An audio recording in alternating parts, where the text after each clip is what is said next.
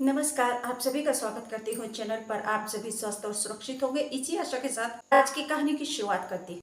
कहानी हरियाणा से। हरियाणा के यमुनानगर की आजाद नगर गली नंबर 2 में बेटी रहती थी अपने माँ और भाई के साथ। मीना सैनी, जिसकी उम्र लगभग 45 साल थी, जबकि पिता केशनाथ का देहांत हो चुका था 2007 में। एक भाई राहुल, जिसकी उम्र लगभग 24 साल, वह मुथूट फाइनेंस में काम करता। बेटी स्वयं यमुनानगर के प्यारा चौक पर मेडिकल हॉल के पीछे एक कम्युनिकेशन सेंटर पर मोटोरोला कंपनी की एज ए प्रमोटर वह वर्क करती थी। दुर्भाग्यवश इस लड़की के साथ एक दुर्घटना घट जाती है रविवार 23 जून 2024 को। उस समय रविवार का दिन था, छुट्टी होने के कारण, क्योंकि इसकी भी शॉप की छुट्टी, तो यह पार्लर गई थी, सैलून, अपने बाल वगैरह, हेयर स्ट्रेट वगैरह कुछ करवाने के लिए। वहां पर यह जाती है तो इसकी मम्मी का फोन जाता है 2:27 पर, जो कि बेटी से बोलती है जूस लाने के लिए 2 गिलास। बेटी अपनी माँ को यस कर देती है। बेटी सैलून से फ्री होकर 2 गिलास जूस खरीदती है और फिर अपने घर पर पहुंचती है। लगभग 2:50 पर वह अपने घर पहुंच जाती है। जैसे ही वह अपने घर पर जाती है, एंट्री करती है तो उसको घर का बाहर का दरवाजा खुला हुआ मिलता है। बाहर वह तभी हैरान होती है कि आज घर का दरवाजा खुला हुआ है कैसे। जब वह अंदर जाती है तो उसे अपनी माँ बेड पर मृत मिलती है और खून बहता हुआ मिलता है। आगे 2 कदम बढ़ाती है, ड्राइंग रूम में जाती है तो वह देखती है कि उसका भाई जमीन पर पड़ा हुआ है, सिर पर चोट है और उसका भी खून बह रहा है। लड़की हतप्रभ हो जाती है, विचलित, बेचैन हो जाती है। वह उसके बाद फिर अपनी सहेली को फोन करती है। 2:56 पर बेटी अपनी सहेली को फोन करती है और सहेली से जब बात होती है, सहेली बोलती है कि ठीक है मैं आ रही हूँ, और सहेली 3:15 पे अपनी माँ को साथ लेकर लड़की के अपनी सहेली के घर पहुंच जाती है, वारदात वाली जगह। उसके बाद बेटी फिर पुलिस को फोन करती है 112 नंबर पर लगभग 4 बजे। 112 नंबर पर कॉल आने पर पुलिस घर पर पहुंचती है तो पुलिस देखती है कि वहां पर 2 डेड बॉडी पड़ी हुई है, एक माँ की और एक भाई। पुलिस बेटी से पूछताछ करती है तो बेटी अपना पूरा कार्यक्रम उस दिन का, रविवार का, संडे का बता देती है कि वह सैलून गई, माँ का फोन आया, जूस लेकर आई, 2:50 पर घर पहुंची और फिर उस अपने माँ और भाई को मृत पाया तो उसने पुलिस को कॉल करके उनको सूचना दी। पुलिस ने बेटी से कुछ नहीं कहा। बेटी ने पुलिस को यकीन दिलाने के लिए मोबाइल भी दिखाया, माँ का मैसेज भी दिखाया, कॉल भी दिखाई कि हाँ माँ का कॉल आई थी, उन्होंने जूस के लिए बोला था। पुलिस ने बेटी से कुछ नहीं कहा, शवों को कब्जे में लेकर उनको पोस्टमार्टम के लिए भेज दिया और जांच करना शुरू कर दिया। लेकिन जो पुलिस 112 नंबर की गई थी फर्स्ट नंबर पर, उसने बहुत सारे चौंकाने वाले तथ्य खुलासे।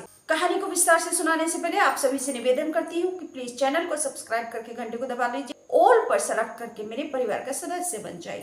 सूत्रों से मिली जानकारी के अनुसार बेटी का, जिसकी उम्र लगभग 27 साल है, उसने को 112 नंबर पर कॉल करने से पहले अपनी सहेली को कॉल किया था तो उसकी सहेली घर पर पहुंच गई थी अपनी मां के साथ में। पीड़ित काजल ने 4:01 पर पुलिस को 112 नंबर पर कॉल किया था। सूत्रों से जानकारी मिली है कि डीएसपी जगाधरी अभिलक्ष जोशी ने बताया कि पुलिस को 112 नंबर पर सूचना मिली थी चोरी हो गई है। पुलिस वहां पर गई तो पुलिस ने जो देखा वह चोरी का नहीं था, बल्कि चोरी थी, लूट थी, वहाँ बिखरा पड़ा था। चोरी और लूट जो भी मामला था वहाँ, वो सब संदिग्ध था और लड़की की जो बातें थी वह भी सब संदिग्ध लग रही थी। सूत्रों से जानकारी मिली है कि एसपी गंगाराम पुनिया ने बताया है कि जो बेटी है उसको पूछताछ की गई है, जो शिकायतकर्ता बेटी है उसके खिलाफ भी हत्या का केस दर्ज किया गया, क्योंकि इस मामले को कोई भी एक व्यक्ति अंजाम नहीं दे सकता। इस घटना को एक से ज्यादा व्यक्ति, वहाँ पे 2 या 3 व्यक्ति और होंगे तो उन अज्ञात लोगों के खिलाफ भी मुकदमा, हत्या का केस दर्ज किया गया है। तो बाकी जांच आगे बढ़ाई जाएगी पोस्टमार्टम की रिपोर्ट आने के बाद में। तो एसपी गंगाराम पुनिया पोस्टमार्टम की रिपोर्ट आने का इंतजार करें। सूत्रों के मुताबिक जब पोस्टमार्टम की रिपोर्ट आई तो एसपी गंगाराम पुनिया ने बताया कि जो मृतक थे उनकी गला घोटकर हत्या की गई है और गला मोबाइल चार्जर का तार होता है उससे घोटा गया है। सर पे हथौड़ी का वार किया गया। जो माँ थी 45 वर्षीय, उसके सर पर हथौड़ी से वार किया गया और उसकी सांसें चल रही थी। तभी राहुल बाहर गया हुआ था सुबह को केबिन के लिए, तो जैसे ही वो आ जाता है उसके ऊपर भी वार किया जाता है, क्योंकि माँ कांप रही थी, सिसक रही थी। राहुल आकर उसका विरोध करता है। इन लोगों ने उसको भी धर दबोचा और बेटी काजल थी 27 वर्षीय, उसने भाई राहुल के पैर पकड़े और काजल ने अपने एक ममेरे भाई कृष को भी वारदात में शामिल किया था, कुछ लालच देकर 50,000 रुपए का। तो वह, की उम्र लगभग 18 साल है, वह भी इस हत्या को करने के लिए राजी हो गया, क्योंकि एक मकान का मैटर है, उसको मैं आगे आपको बताऊंगी पूरी डिटेल से। तो वह इस हत्या को लालच में करने के लिए तैयार हो गया। लड़का और लड़की दोनों निकल जाते हैं घर से। लड़का जो कृष था वह मुंह लपेट कर घर के अंदर आया था और सीसीटीवी कैमरे घर के बंद कर दिए थे क्योंकि पुलिस को कुछ भी सबूत वहाँ पे नहीं मिला था। लेकिन ये लोग नहीं जानते थे कि जब इन्होंने सीसीटीवी कैमरा बंद किया तब उसमें तीनों की फोटो आ गई। इसमें क्रिश की फोटो है और उस बेटी की काजल की फोटो है, और जो गली मोहल्ले में दूसरे लोगों के कैमरे लगे हुए हैं उनमें भी इन लोगों की फोटो आई। को मुंह लपेट कर जो लड़का आया, युवक आया, उसकी डिटेल पुलिस ने निकाली और फिर जब वारदात को अंजाम देने के बाद ये लोग गए हैं तो दोनों साथ ही निकले हैं घर से।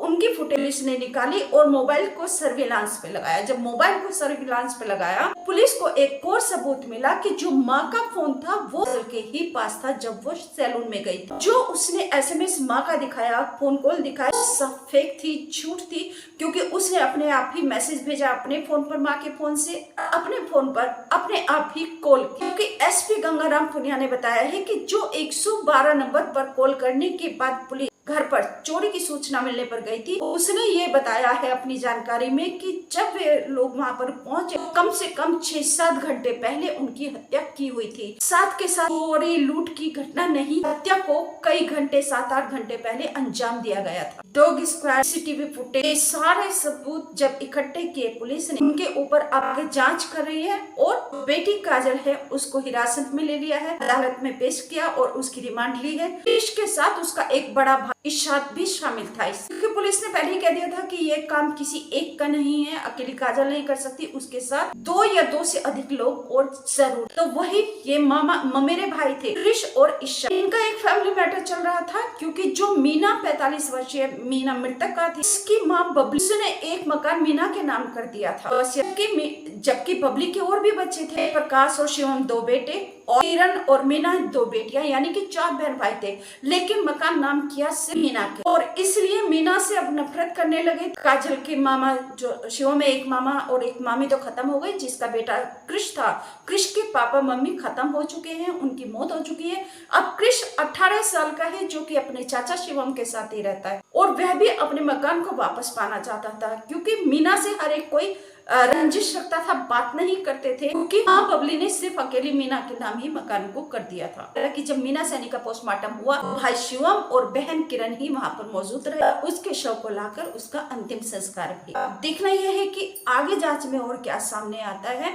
और बहुत बड़ा खुलासा जांच में ये हुआ है जब पुलिस ने तफ्तीश की। जो बेटी काजल है, इसकी उम्र 27 साल हो चुकी थी। माँ और भाई इसको शादी के लिए दबाव बनाते थे, लेकिन ये शादी से साफ साफ इनकार कर देती थी।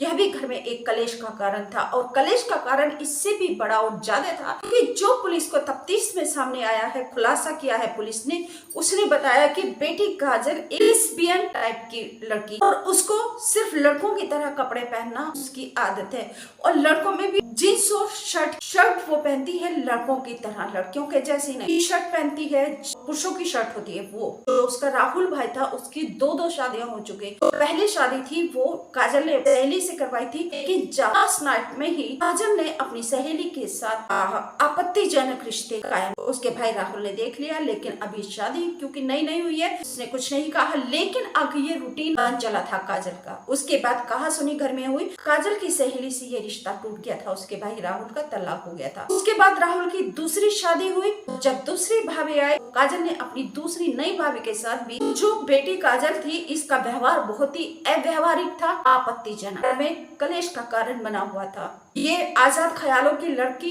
घर में कोई भी बंधन, कोई भी कहा सुनी बर्दाश्त नहीं करती। घर वाले और भाई इसको बोलते थे लड़कियों की तरह सूट सलवार कमीज पहनने का, लेकिन ये उस सबको पसंद नहीं करती थी। और घर में भी ये अपने माँ और भाई के साथ नहीं रहती थी, बल्कि ऊपर बने हुए कमरे में अकेली रहती थी। तो देखना यह है कि पुलिस आगे जांच में और क्या क्या सामने लाती है, और काजल के और क्या क्या खुलासे आगे होते हैं, क्योंकि पुलिस ने अभी उसको न्याय हिरासत में लिया हुआ। जो भी अपडेट होगा मैं आपके साथ शेयर जरूर करूँ। तो आपसे निवेदन करती हूँ, प्लीज अपने बच्चों पर ध्यान दीजिए। वो किसी गलत संगत में, किसी गलत व्यवहार में तो नहीं पड़ रहे हैं, गलत लोगों के संपर्क में तो नहीं है। अपने बच्चों के जीवन को सुरक्षित रखने के लिए उनके जो व्यवहार है, उनकी जो एक्टिविटीज है, उन पर ध्यान रखें। आपके जो बच्चे हैं, यानी कि बच्चे छोटे बच्चे होते हैं, वो नहीं, किशोर बच्चे हैं, जो युवा बच्चे हैं, उनके ऊपर भी नजर रखना, उनको भी सही रास्ते पर वह चलते रहें और सही लोगों के संपर्क में रहें, क्योंकि गलत लोगों के संपर्क में आते ही हमारे बच्चों का जीवन बर्बाद हो सकता है, जिसका उदाहरण है काजल सैनी के व्यवहार को और उनके संपर्क किस किससे हैं इसकी जरूर खबर रखिए। आप सभी से निवेदन करती हूँ, अगर आपने अभी तक चैनल को सब्सक्राइब नहीं किया प्लीज जल्दी से चैनल को सब्सक्राइब करके घंटी को दबा दीजिए, मेरे परिवार का सदस्य बन जाइए। वीडियो को लाइक और शेयर जरूर कीजिए ताकि दूर दूर तक हर एक घर तक ये वीडियो पहुंच जाए और हर एक जागरूक हो जाए अपने बच्चों की रक्षा सुरक्षा की। नमस्कार, थैंक यू। जो आपको कैसी लगी कुछ ना कुछ कमेंट करके जरूर बताइए। आप मेरा मार्गदर्शन कीजिए, आप मेरे गुरु हैं। नमस्कार, थैंक यू।